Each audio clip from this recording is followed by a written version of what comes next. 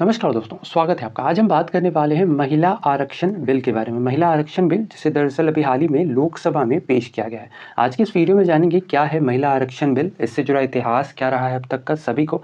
लेकिन इन सबके पहले अगर आप इस चैनल पर नए हैं तो आप चैनल को सब्सक्राइब कर सकते हैं इसी तरीके के इन्फॉर्मेटिव कंटेंट के लिए। चलिए फिर बिना ज़्यादा समय लिए वीडियो को शुरू करते हैं। सबसे पहले जानते हैं सुर्खियों में क्यों है। जैसा कि पता होगा अभी हाल ही में 18 सितंबर से, ठीक है, यानी 18 सितंबर से केंद्र सरकार के द्वारा 5 दिवसीय एक विशेष सत्र बुलाया गया है पार्लियामेंट का, ठीक है। और यह जो 5 दिवसीय विशेष सत्र होगा पार्लियामेंट का, ठीक है, इसकी शुरुआत तो पार्लियामेंट के पुराने बिल्डिंग पर होगी, बट इसका जो समापन है वो पार्लियामेंट की नई बिल्डिंग पे होगा, ठीक है। इस दौरान 18 सितंबर का जो पहला स्पेशल सेशन का जो पहला डे होगा यह तो पुरानी बिल्डिंग में होगा, बट 19 सितंबर को जितने भी सांसद है वो सभी जो पार्लियामेंट की पुरानी बिल्डिंग है इससे पैदल चलते हुए पार्लियामेंट की नई बिल्डिंग तक जाएंगे, ठीक है। और इसके साथ ही ध्यान रखना जो बाकी के सभी जो कामकाज हैं, ठीक है, वह अब पार्लियामेंट की नई बिल्डिंग में ही होंगे। और जो पार्लियामेंट की पुरानी बिल्डिंग है, ठीक है, इसका अब नाम बदल करके संविधान सदन कर दिया जाएगा। ये इंपॉर्टेंट है, ध्यान रखना है, ठीक है। संविधान सदन इसका अब नाम कर दिया जाएगा। वापस आते हैं इस लॉ पर। तो 19 सितंबर को जो हमारे देश के यूनियन लॉ मिनिस्टर हैं दैट इज अर्जुन राम मेघवाल, ठीक है, इनके द्वारा लोकसभा में वुमेन रिजर्वेशन बिल पेश किया गया, ठीक है। ये जो वुमेन रिजर्वेशन बिल है यह एक्चुअली में 128वें संविधान संशोधन के तहत इस बिल को पेश किया गया है, ठीक है। और यह जो बिल है यानी कि जो वुमेन रिजर्वेशन बिल है, इस बिल का नाम दिया गया है नारी शक्ति बंधन बिल, ठीक है। इस बिल के अंतर्गत मेनली यह कहा गया है कि जो वुमेन्स हैं, ठीक है, उन्हें 33% रिजर्वेशन दिए जाएंगे, यानी कि 1/3 रिजर्वेशन जो है वो वुमेन्स को इसके अंतर्गत दिया जाएगा लोकसभा और राज्य की विधानसभाओं के अंतर्गत, ठीक है। वुमेन रिजर्वेशन बिल के अंतर्गत जो ड्यूरेशन होगा, जो अवधि काल होगा वह 15 साल तक का होगा। यानी जब भी यह लागू होता है, सपोज करो अगर ये 2025 में लागू होता है, ठीक है, तो इसके 15 साल यानी कि यह 2040 तक चलेगा, ठीक है। इसके बाद जो पार्लियामेंट होगी, ठीक है, जो संसद होगी, उसके पास यह अधिकार होगा कि यह जो रिजर्वेशन है इसे और आगे एक्सटेंड किया जाए या फिर 15 साल तक ही रखा जाए, ठीक है। एट प्रेजेंट अगर हम बात करें तो जो लोकसभा है अगर यह बिल पास हो जाता है, वैसे तो ये बिल पास होगा तो इसके बाद भी काफ़ी मतलब इंस्टेंटली इसे लागू नहीं किया जा सकता, ये भी ध्यान रखना है। लेकिन अगर एक हम यहाँ पर एजम्पशन करें कि अगर इसे लागू किया जाता है तो जैसा कि हमारा लोकसभा है इसके अंतर्गत एट प्रेजेंट 543 सीट्स हैं। अगर इस बिल को कंप्लीट जो है मतलब लोकसभा से पास हो जाता है, राष्ट्रपति से जो है वहाँ पर मंजूरी भी मिल जाती है और इसे फाइनली अगर लागू भी कर दिया जाता है, हालांकि ये एजम्पशन है, ठीक है, तो हमारे लोकसभा के अंतर्गत कुल 181 सीट्स जो है वो वुमेन के लिए रिजर्व्ड हो जाएंगे। अब जैसा कि हम बार बार ये चीज़ कह रहे हैं कि ये चीज़ करना इंस्टेंटली इस चीज़ को इम्प्लीमेंट करना ये मुश्किल है। मुश्किल क्यों है? क्योंकि इसके पीछे एक्चुअली में जो सबसे मेन रीज़न निकल कर आता है वो है परिसीमन।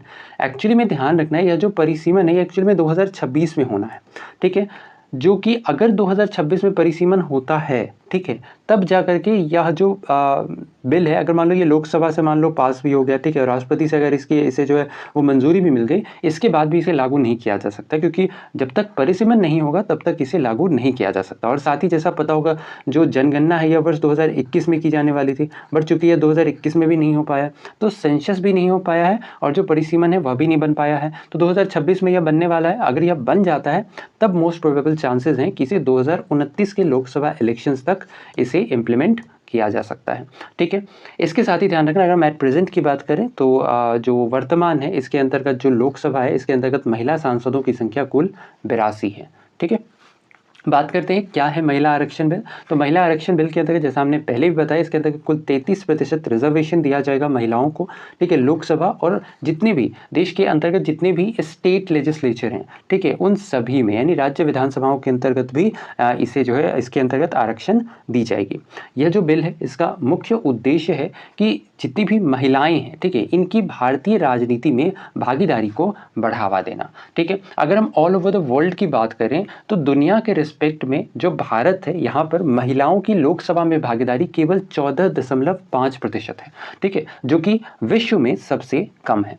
इसके अलावा जो महिला आरक्षण बिल है, ठीक है, इससे यह भी एक्सपेक्ट किया जा रहा है कि जब इस बिल को पास कर दिया जाएगा और जब फाइनली इसका इम्प्लीमेंटेशन हो जाएगा इसके बाद होगा क्या कि जो वुमेन्स हैं, ठीक है, वह एक की रोल, एक इम्पॉर्टेंट रोल प्ले करेंगी पॉलिसी मेकिंग में, ठीक है। और जो भी महिलाओं से संबंधित जो भी वहाँ पर बिल्स वगैरह आते हैं, ठीक है, या फिर जो भी वहाँ पर सजेशंस वगैरह हैं, वो ये पुख्ता तौर पर रख सकेंगी। इसके साथ ही साथ जो महिला आरक्षण बिल के समर्थक हैं, उनका यह भी तर्क है कि यह जो बिल है, इससे क्या होगा, वुमेन एम्पावरमेंट और साथ ही वुमेन जो जेंडर इक्वालिटी है, इसमें भी काफ़ी मदद मिलेगी। इसके अलावा महिला आरक्षण बिल के इतिहास की बात करें तो सबसे पहले जो महिला आरक्षण बिल पर चर्चा है, ये एक्चुअली में 1989 में, ठीक है, राजीव गांधी जी की सरकार के टाइम पर जो सबसे पहले वुमेन रिजर्वेशन बिल का जो कॉन्सेप्ट है, इसे हम कह सकते हैं दिया गया था। बट लेटर ऑन 1996 में पहली बार इस बिल को लोकसभा में पेश किया गया था, ठीक है, 12 सितंबर 1996। और ये टाइम था HD देवेगौड़ा सरकार का, ठीक है, जिस समय में इसे पहली बार इंट्रोड्यूस किया गया था, ठीक है। और इसे इंट्रोड्यूस किया गया था 81वें संविधान संशोधन के अंतर्गत। हालांकि बाद में इस बिल को पारित नहीं किया गया। इस बिल के अंतर्गत भी जो वुमेन्स हैं उन्हें 33% रिजर्वेशन की बात कही गई थी पार्लियामेंट और साथ ही साथ स्टेट असेंबलीज के अंतर्गत, ठीक है। और ये जो 33% रिजर्वेशन था, ठीक है, इसके अंतर्गत शेड्यूल्ड कास्ट और शेड्यूल्ड ट्राइब्स ही हैं। ध्यान रखना है यहाँ पर, यह इस वजह से भी पारित नहीं किया जा सका क्योंकि इसके अंतर्गत केवल 2 कम्युनिटी, जो शेड्यूल्ड कास्ट और जो शेड्यूल्ड ट्राइब है, इसे ही इस रिजर्वेशन का बेनिफिट मिलेगा। इसके अंतर्गत OBC क्लासेस को ऐड नहीं किया गया था। यह भी एक वजह रही थी कि यह जो बिल था इसे लोकसभा में पास नहीं किया गया, ठीक है। इसके बाद बारी आती है अटल बिहारी वाजपेयी जी की, ठीक है। इनकी सरकार के समय में भी, यानी 1998 में भी वुमेन रिजर्वेशन बिल लोकसभा में जो है पेश किया गया था। अब होता क्या है कि जो उस समय में अटल बिहारी वाजपेयी जी की जो सरकार थी, NDA लेड गवर्नमेंट थी, उस समय में हुआ क्या था कि उस समय में जो NDA थी, ठीक है, वह एक्चुअली में कई सारी छोटी छोटे पार्टियों से मिलकर के बनी थी, ठीक है। और इसके अंतर्गत जो कई सारी अलग अलग पार्टीज थी, उनका इस बिल को लेकर विरोध था, ठीक है, जिसकी वजह से वाजपेयी सरकार को भी मतलब उनके टाइम पीरियड में भी यह बिल पारित नहीं हो सका था। इसके बाद भी हालांकि वर्ष 1999, 2002, 2003-4 के दौरान भी इसे पारित करने की कोशिश की गई, बट लगातार ये असफल रहा है।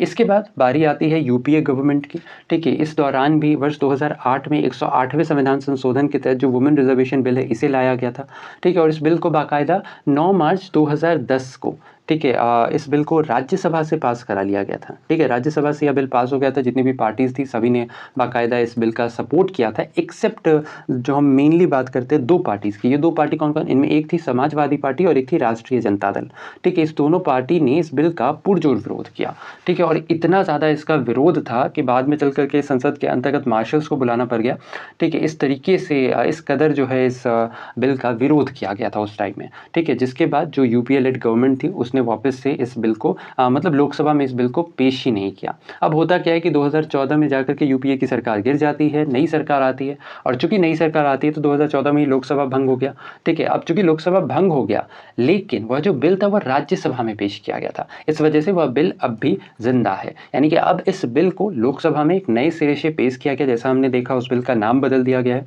ठीक है। और साथ ही साथ उसमें हो सकता है कि कुछ और चीज़ों में भी बदलाव की जाए, ठीक है। इसके साथ ही साथ इस बिल पर जैसे ही प्रेसिडेंट का हस्ताक्षर हो जाता है, यानी प्रेसिडेंट की मंजूरी मिल जाती है, पहले तो इसे लोकसभा से पारित किया जाएगा, राष्ट्रपति की मंजूरी मिलेगी, इसके बाद यह कानून मिलेगा। हालांकि इस कानून को, जैसा हमने पहले ही बताया, इसे इंस्टेंटली एक्ट में नहीं लाया जा सकता है। तो ये था हमारा आज का ये वीडियो, जिसके अंतर्गत हमने बात की वुमेन रिजर्वेशन बिल के बारे में। आशा और उम्मीद की वीडियो आपको इन्फॉर्मेटिव लगा हो। अगर वीडियो पसंद आया है तो वीडियो को लाइक, शेयर, चैनल पर करना है तो चैनल को सब्सक्राइब करना बिल्कुल ना भूलें, इसी तरीके के इन्फॉर्मेटिव कंटेंट के लिए। तो ऐसे में आज के लिए इतना ही। अपना ख्याल रखें, स्वस्थ रहें, सुरक्षित रहें। आपसे फिर अगले वीडियो मुलाकात होगी, तब तक के लिए धन्यवाद। गुड बाय, टेक केयर, जय हिंद।